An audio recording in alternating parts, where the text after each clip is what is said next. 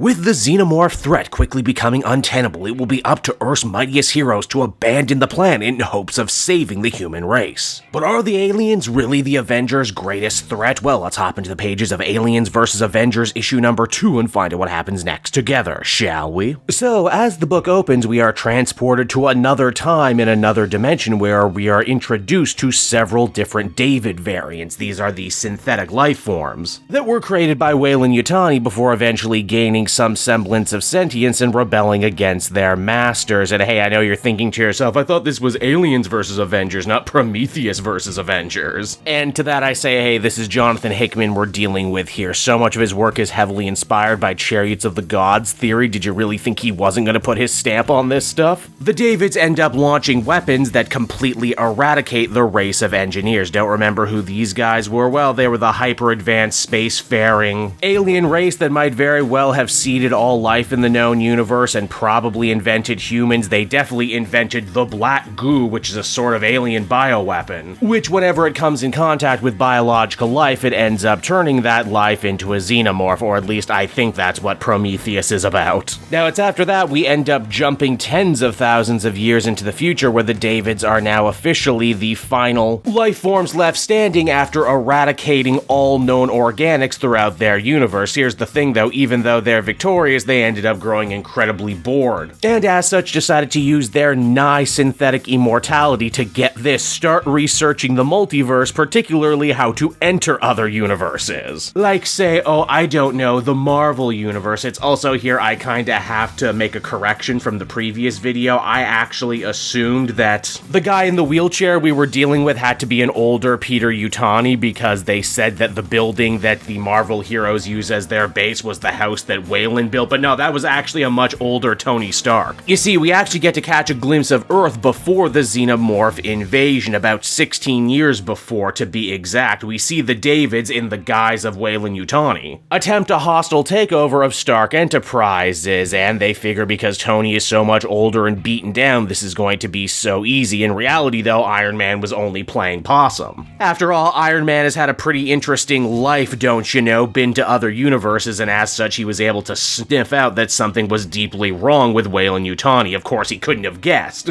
that they were actually evil synthetics from another universe, but not only does Tony manage to riddle out what their plot is, but he's actually able to get everyone else up to speed just in time so they can actually do something about it. In fact, as we see in the present, Tony actually keeps the head of one of the Davids for research. Iron Man ends up getting summoned by Captain Marvel and the others as they must deal with the horrifying truth that with Valeria Richards' last plan falling through, they are all now unfortunately 100% boned, and the only option they have left is fleeing Earth. Not that Iron Man cares that much, in fact that was his idea from the get-go. In fact, the big tower city they've been in this whole time, the last bastion of humanity, yeah, it turns out Iron Man built it as one giant Ark spacecraft, with plans of escaping Earth from the very beginning. They have a little over 1,000 humans living within the city right now, and they hope after a short trip to Mars to regroup with the mutants living there that they might have enough genetic diversity to survive into the future. Before they go though, Iron Man sends out his War Machine drones to blow up all the retaining walls so that the ship can actually leave Earth. Only here's the problem though, one wall doesn't get destroyed. And that's because despite assuming all their friends and allies on the planet's surface had died a long time ago, it seems that Steve Rogers' Captain America has not only survived, but he's actually leading hundreds of survivors back to the city before the rest of the good guys take off. The only problem is he has about a minute to get there, and even after Steve decides to stay behind to try and sacrifice himself so the others can make it, it looks like it's still going to be cutting things way too close. This ends up sparking a major debate amongst the other heroes whether or not they should stay behind, despite the fact that there is an entire legion of Xenomorphs bearing down on them. In the end, it's actually Bruce Banner the Hulk who heroically decides to stay behind and back Steve up, even though doing so is basically accepting a death sentence. Iron Man continues to protest this course of action, saying that for the future of humanity to make it, they're going to need Bruce Banner, not just his strength, but his amazing mind. Still though, the Hulk maintains that if he doesn't stay behind, doesn't help save his friends, and doesn't try and keep the light of humanity and heroism alive, then he is every bit the monster they've always said he was. And let's face it, he's also probably feeling a lot of residual guilt too, considering what happened to his adopted daughter Valeria in the end of the last issue. If he couldn't keep keep his promise to Reed, maybe he feels he doesn't deserve to live anymore. In the end, Iron Man and the other good guys manage to break orbit and make it out into space, though it's a very solemn mood at the moment as they may have lost two of their best friends and allies along the way. But hey, you know, at least things can't get any worse, right? Oh no, wait, I forgot, this is an Alien story, things can always get worse. You see, after that, we end up looking in another portion of space, wherein we actually end up meeting three surviving engineers who are overlooking the spreading of the alien infection all over the universe. But are they friend or foe to the Avengers? Well, I guess we'll have to pick up the next issue to find out, won't we? And so that was Aliens vs. Avengers issue number 2, everybody, and as I joked during the first couple minutes of this video, it really ended up feeling more like Prometheus versus the Avengers, which is fine if you're into that kind of thing. Though I feel like Prometheus is one of those concepts that really ends up splitting the fan base down the middle. Hell, even that last Aliens movie, I feel a bunch of people actually enjoyed more before the Prometheus stuff ended up coming back in.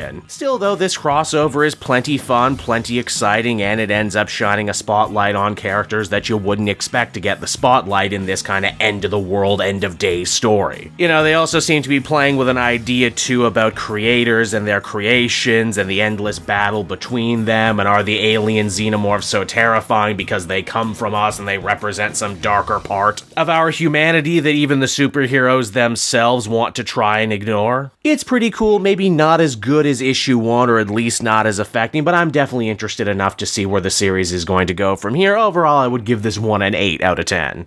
Hey there everyone, it's your old pal Cape Joel again, thanking you so much for watching to the end of the video. I hope you enjoyed it, and if you did, why not check out my Amazon link down in the description. Yes, that's right, the Cape Joel channel officially has its own Amazon storefront now. You can pick up a comic or anything else for that matter, and if you did, you'd really be helping me in the channel. So with that out of the way everyone, I will see you again next time. Bye-bye.